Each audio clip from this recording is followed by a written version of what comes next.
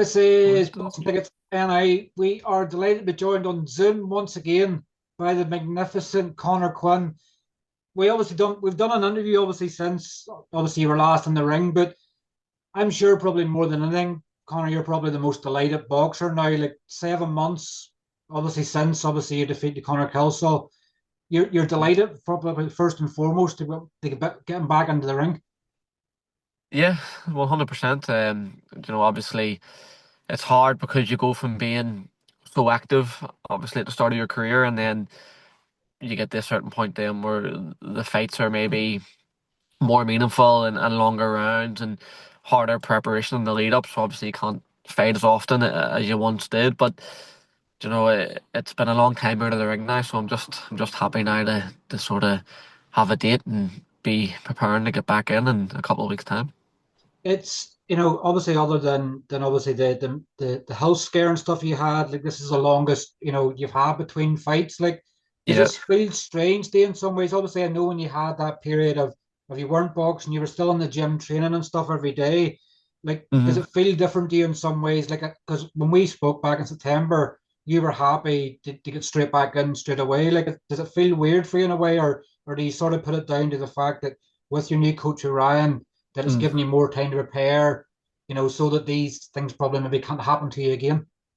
Yeah, no, I think it does feel weird. Obviously at the end of the day, it's my career, isn't it? So when you're not fighting, it feels strange. But I think the the fact that it changed teams and changed gyms and stuff like that, that sort of made it not feel as long, if you know what I mean. Because the first couple of weeks, obviously starting with a new coach, it was just sort of something different. So I wasn't really thinking about fighting as much.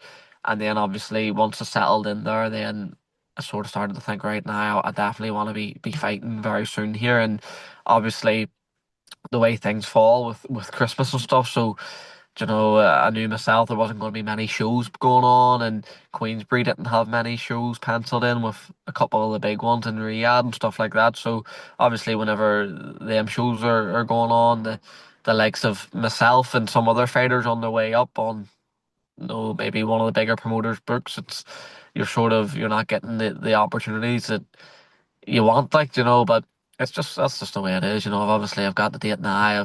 I've stayed training, I've stayed in the gym, and thankfully, 1st of February is not far away. Do you look at have you looked at obviously all these Riyadh cards and sort of, I guess sometimes you sort of think of what if, if you had beat Kelsall, you would Mm. obviously then been fighting for the European title, which could have landed, on one of them cards. That you sort of look at it some ways and go, not that you want to beat yourself up too much over things, Mm. but you sort of look at it and go, if I had to beat Kelsall, could I have fought in Riyadh? Like, I guess you don't know sometimes what way things are going to go, Mm. but do Mm. you sort of look at it and go, I could have fought potentially on one of them Riyadh cards? Oh, not really, now, to be honest.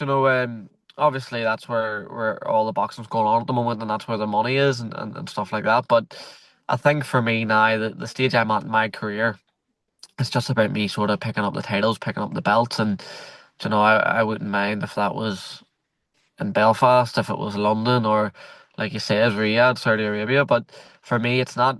I'm sort of in a position now where I'm sort of thinking about those steps in my career that's going to lead to the titles and stuff like that. Whereas financially, obviously, you have to make sure that you are earning enough to sort of keep yourself going and you're getting paid correctly for the fights. But I don't really sit here thinking, I want to hit the big time and get a big fight right now in Riyadh and sort of sort myself out for life, because I know all that's sort of ahead of me if I do things right. But the main focus for me now is just to pick up the titles and get back into the rankings where I want to be. And I would love to sort of get top 15 in the world with one of the governing bodies early next year, or early this year now, sorry. And just be sitting there ready for a big opportunity to come. But like I said, I'm realistic too. It's for me.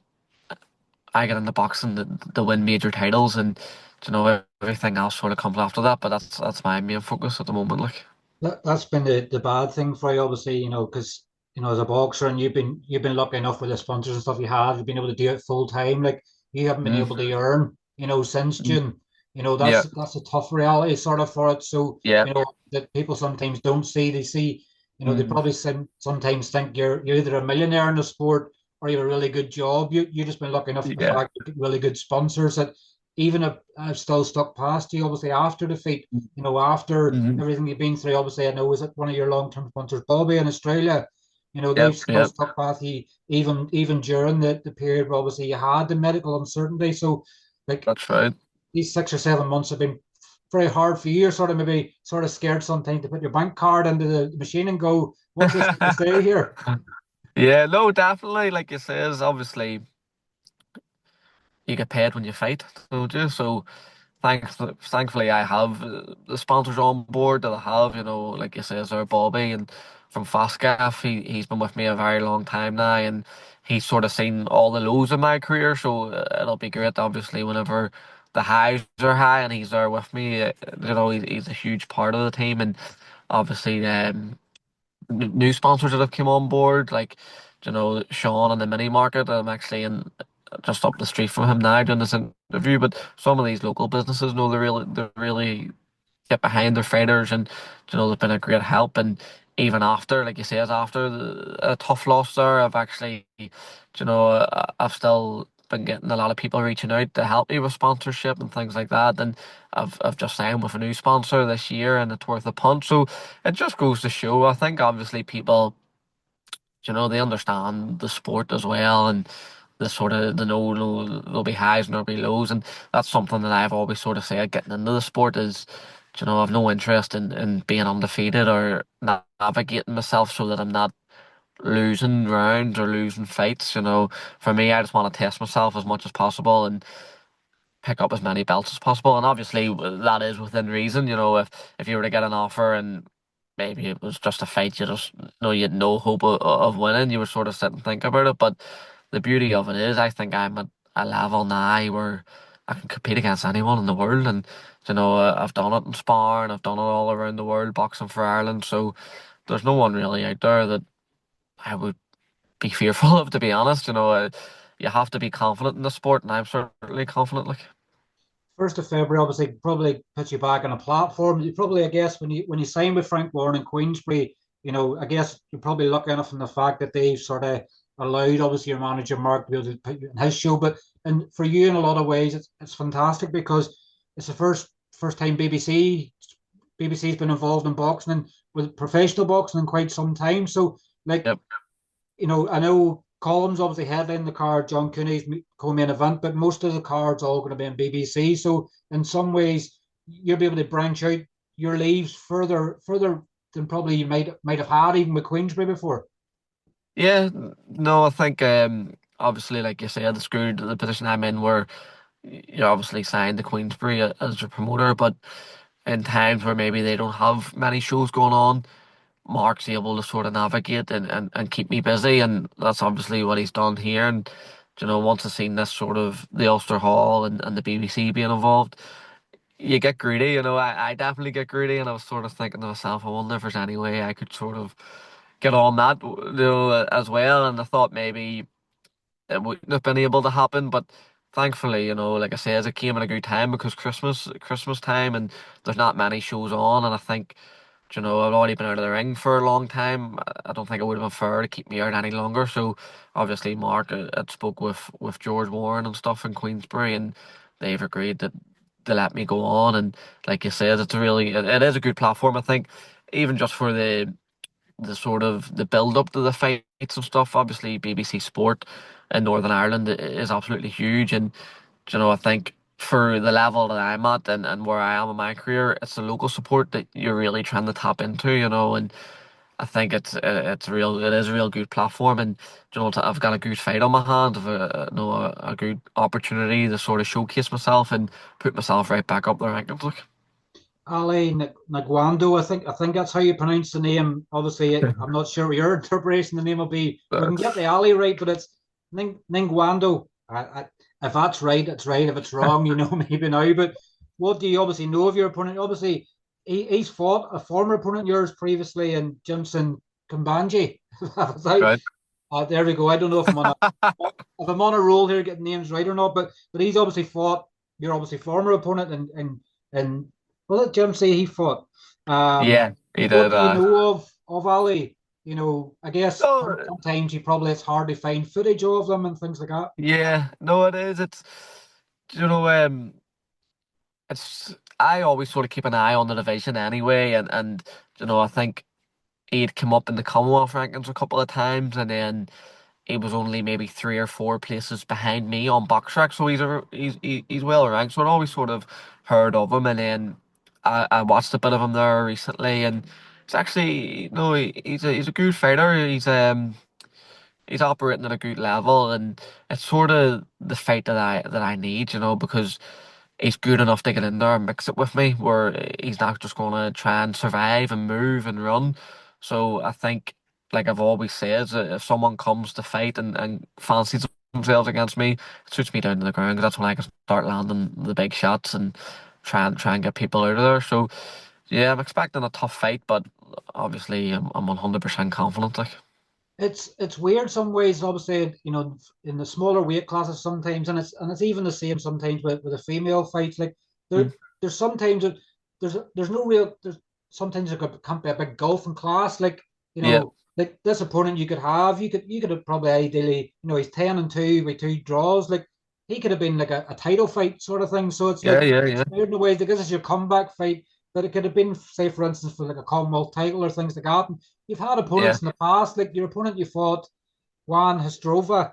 Is that how you pronounce that one name? Uh, I don't know if I'm on one here today, Connor, but yeah, like you beat him and then he was in line for the EU title and things next. So like he yeah, came yeah. back in the position very, very quickly in the flyweight division. Yeah, no, I think you're 100% correct there. Like you said, there's that guy that I'd fought before. He's still number one in the rankings for that belt and stuff, and actually seems to be struggling to get a fight. Um, Obviously one that I would love, but it just goes to show you in the later divisions. Like if you're operating at a good level, you will get the opportunities, and I think more for myself now. Maybe it would have been different if you went out and were maybe beat up in a fight and knocked out cold, or your confidence is sort of taken away that way, and then you just think, right, give me 1 or 2 ease back into it. Whereas the fight that I have, I wouldn't even call that a fight. Like it was just a, a running match, really. So I think it's not really, it hasn't took anything out of me, any miles on the clock or anything like that. So I think this type of opponent is going to benefit me a lot more, and then, like you said, it's a title worthy opponent, so hopefully a good win against him will make me a title worthy opponent for someone too then. What do you make, obviously, of the Jay Harris and Conor Kelsall fight was supposed to happen next? Obviously, Conor took your place then, obviously, for the Mm. European title and things like that. Like that fight hasn't happened since. So like there's you been out of the ring since June. Conor Kelsall who beat you've been out of the ring since June. Like, ideally in some ways, like you get yourself back on a win and you could be back in the you haven't been down too many steps. So like you could get a Yeah, win and you could be back in the conversation again because I don't know what's stopping it. Like I think Frank Ward had won the purse bids and then it wasn't happening. Now it looks like GBM's going to put on the fight. So like in some ways you're probably not too far away from being in that position for the European title again. yeah, definitely. I think, realistically, if you look at the rankings at the moment, and not even look at the fighters in the rankings, I know there's a couple of undefeated English kids in the rankings, but are they really wanting to make that step up and fight for the British title or the European title or the Commonwealth title?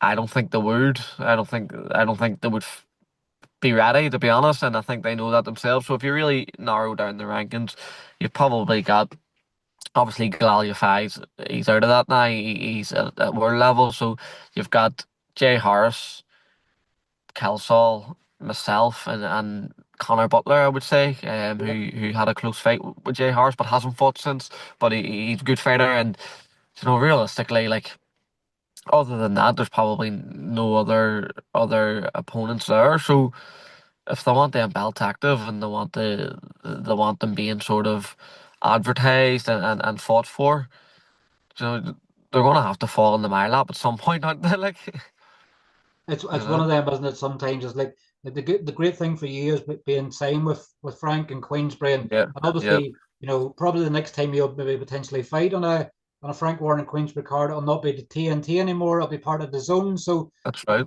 you could be sort of one of them fighters they have that, you know, you had a fight in TNT and then all of a sudden it's back to the zone. So you sort of go, Uh, what's going on? Like, hopefully, uh, maybe you get a win the 1st of February and then you could be in a fight before that deal kicks off. But like, nothing will change for you in that respect, where it's a different broadcaster. It's the end of the day, you're there to fight and you're hopefully getting the same money, if not more. yeah, no, definitely. Obviously, no, I don't know what he's going on with all that stuff, but just seeing social media and like it says, if I get a good win 1st of February, you know, I know what I want. Mark knows what I want. I'm sure he'll be straight on the phone to George Warren that night saying, right, when's the next date, and that's that's exactly what I'm hoping for. And like I said, I would like to sort of get myself now up into the world rankings in one of the bodies, and I think I've been sort of in and around that level and taking fights now for the past year or two to get me to that level, and I think I would deserve maybe one of the ranking belts just to sort of have your name there, and if any opportunities do come up, then you could be on the list, and I think that would be what I would want next after the 1st of February. Put myself in that position where you can say, right, well, obviously you're going to be active, you're going to be fighting, but at least if something ever does come up, you're signed with a big promoter. Maybe one of the champions' opponents was to pull out and they needed someone else in. At least you're putting your name in the hat. You know what I mean? What do you obviously make of the world flyweight situation at the moment? Obviously, with galal, who obviously is a former opponent of yours, a good few years ago. He's obviously done everything there was in the amateur code. Obviously fought Sonny and obviously the Battle of Britain. And unfortunately for Yeah, Sonny, I guess wasn't himself in the night. He was already talked that was him finished. I probably believe Sonny will be back. He maybe just needs a break from away from the world of boxing. But what do you obviously make of the flyweight division? In world boxing, like, does it probably excite you? You can't wait to get to that stage. yeah, it does 100%. It's very, very exciting, very, very good division, and it's obviously like you could have people there in a certain division. They're maybe looking in Canelo's the world champion, or they're looking in Better Biev and Bivol's the champion. And it might seem like a world away, but realistically, like in the flyweight, you had obviously Sonny Edwards was the number one in the world. Galal Yafai, WBC interim world champion now, probably win that world title very soon. And then even the likes of like Andrew Moloney, world champion of Superfly.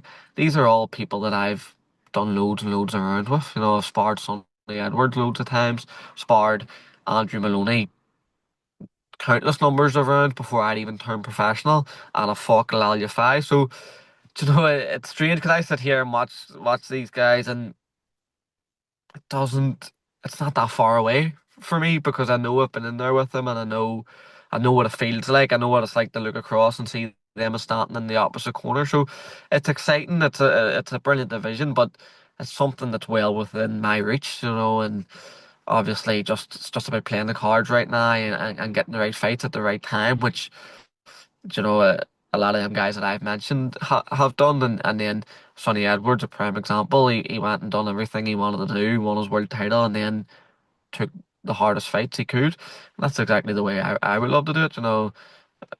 Win a world title and just keep challenging yourself, keep proving yourself, and then maybe do what he done and sail off into the sunset. You know what I mean?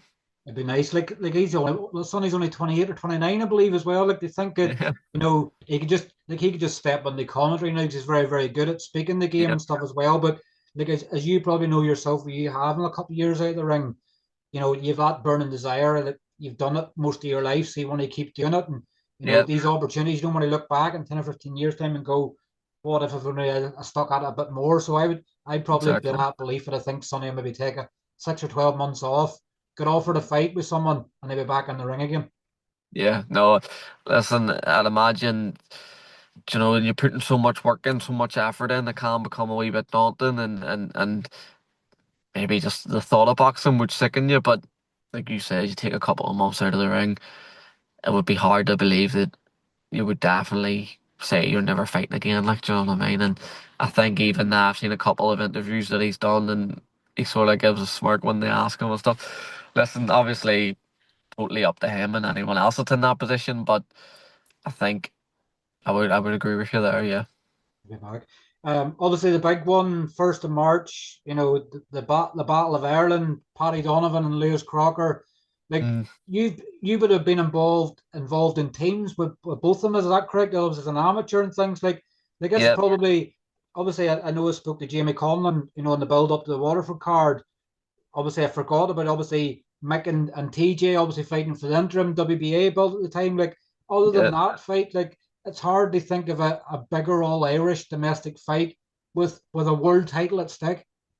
Yeah, no, certainly. I think even with the Mick and the TJ fight, probably didn't get the credit because TJ is based in Australia, so he wasn't maybe involved so much in the build up and all that. Whereas I think this fight with Lewis and Paddy is going to be unbelievable, isn't it? It's going to be an amazing sort of build up, an amazing atmosphere, and everyone's talking about it. You know what I mean? And to be honest, like you said, I've been in teams with both of them. Spent a lot of my amateur time with Paddy. We were always in the same teams. We were the same age, so we were always in the same teams. And like there were plenty of times where I watched Paddy and possibly one of the best boxers I'd ever seen in person, live, and watching him spar and train and watching him fight. And saying, God, this guy is the real deal. Like, which is a name actually, isn't it? But he is the real deal. And then the same with Lewis. Then I went and obviously was in the pro stable with Lewis. Went to a couple of internationals with Lewis too, and the exact same. Watched Lewis up close. Thought, Jesus, how's anyone ever going to deal with that? So it's what a fight! Like, I think it's amazing. It's unbelievable. Even now, when I talk about it, I still forget in my head that they're actually fighting each other. So fair play to both of the lads. Like, It's one of them, and I'm never going to sort of publicly sort of say my feelings on it, but it's one of them. Like, even in your own head, and I know that probably you'll be closer maybe to Lewis, and you probably would be to Paddy currently, but like in any given day, you could see either fighter winning the fight. Like, it can be yeah, that close in the fight, and it probably is one of them true 50-50 fights, but it could be like a Gary Cullen and Joe Fitzpatrick fight where everybody thought it's yeah, 50 yeah, 50 and it could be over in a minute. So, like, yeah. you could see a lot of different scenarios for the fight. Definitely. It's probably one of them fights where, like you says, if someone goes in and knocks someone out in 10 seconds, you think, oh, it was a handy fight. But if you done that fight 10 times over, you get 10 different outcomes. So that's the beauty of 50-50 fights. And I think people get a wee bit mixed up when they talk about 50-50 fights as well as say, oh, like, like this is a 50-50 or this is a 50-50. Depends, in my opinion, like if two people's fighting each other and they're both maybe not at that high of a level fighting each other, yes, it's a 50-50 fight on paper because they're similar levels and whatnot. But I think when you've got a real 50-50 world level fight, it's a complete different ball game, Like Lewis and Paddy are both world level fighters, aren't they? And obviously this is a an eliminator for the IBF world title, so they are world level fighters. That's just a fact now. And I think when you've got two guys at that level fighting each other in a 50-50 fight, God, it's gonna be amazing. Definitely is. How are you settling in to be in previously, obviously, when you were with D and obviously Paddy was the father of the group. How are you settling Yeah. in being the father of the group now in Ryan's gym? Because you're the one with the most experience as a fighter.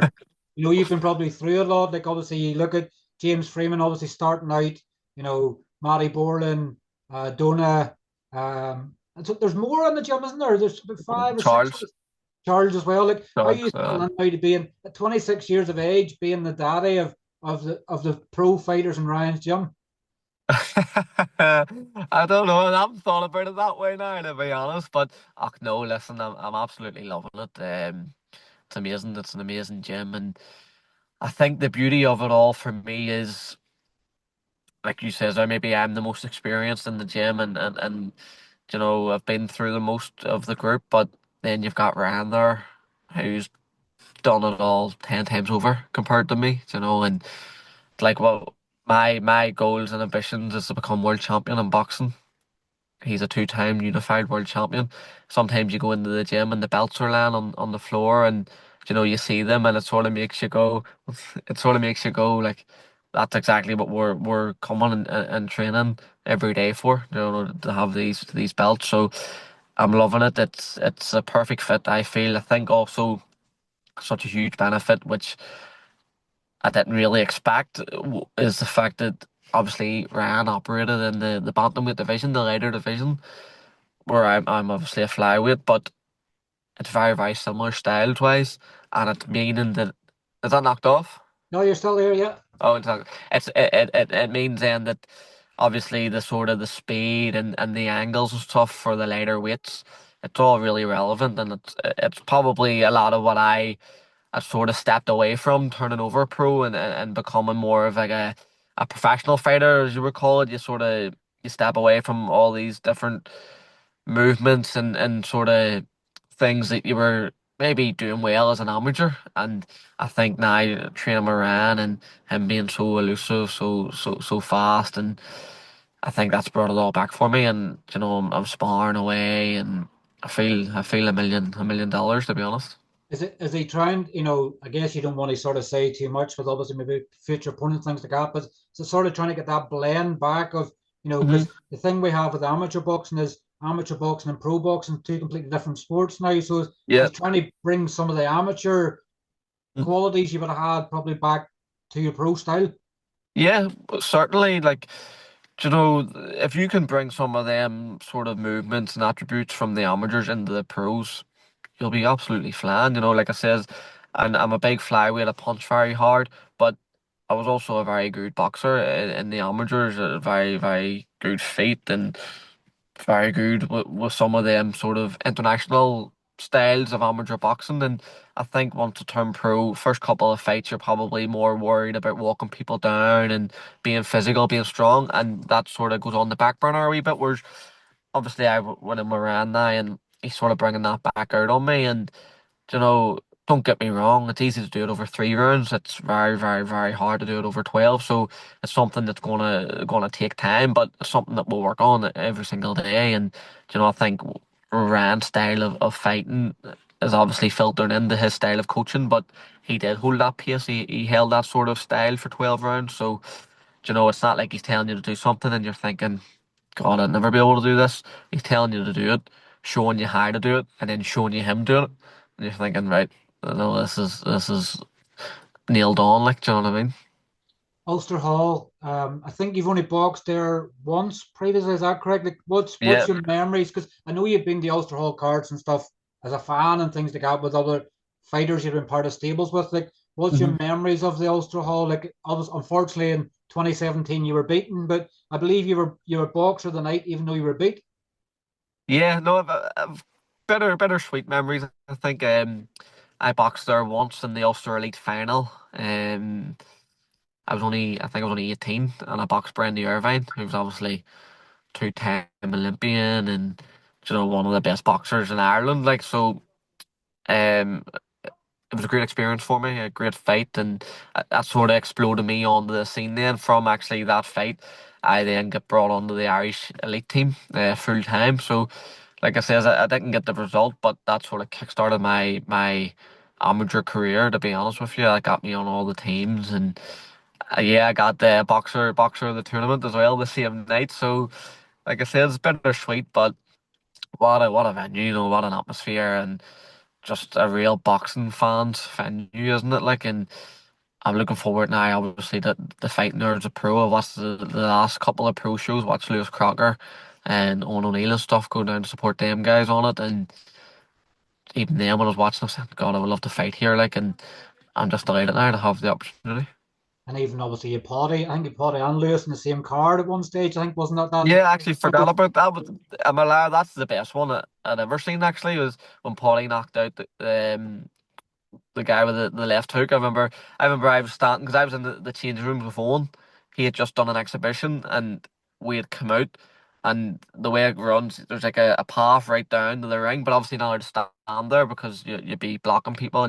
But I remember walking down that path as Potty threw the left hook and the guy just folded. And I thought, gee, I didn't even move. I stood on the path the whole time, and I just what a view like. And then obviously Lewis got in and done a number on someone again. So it was a brilliant night, and you know that was sort of when I hadn't passed my medical yet, so I was always just sort of there and hanging about, supporting the lads, but trying to get a feel for it for when I did get past, and that was the night that I thought, God, I can't wait for this to be me. Like, The Ulster Hollow feels special for you in some ways, particularly obviously you're winning it, you've boxed in most of the other venues in Belfast, you mm, boxed in SSE, Girdwood, Europa, you boxed mm, everywhere else, even Falls Park. You haven't yeah, boxed in probably what they say is the real home for boxing in mm. Belfast. So like you probably just can't wait.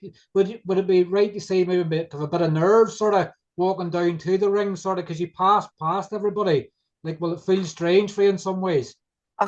Yeah, I hope so. I hope so. Like sometimes I've entered the ring and you're not that nervous, and it can show in your performance. So I hope there is a bit of nerves. I think there'll be a lot of excitement too, and obviously it'll be great then, just sort of like you say, you're passing everybody, and but these are the people that are sort of spending their money every couple of months on tickets, and really boosting your career and helping you out. So it'll be good to sort of do it that way, and then obviously, like you says, I'm not the main event, I'm not the co-main event, so it'll probably be a bit of a more enjoyable experience this time around because I'm able to just think about my own fight rather than everything else involved with the event. So that's something that I'm really looking forward to, just getting in and doing the business and just getting out of the ring and leaving it at that, you know what I mean? And like I think I've shown that throughout my whole camp here, where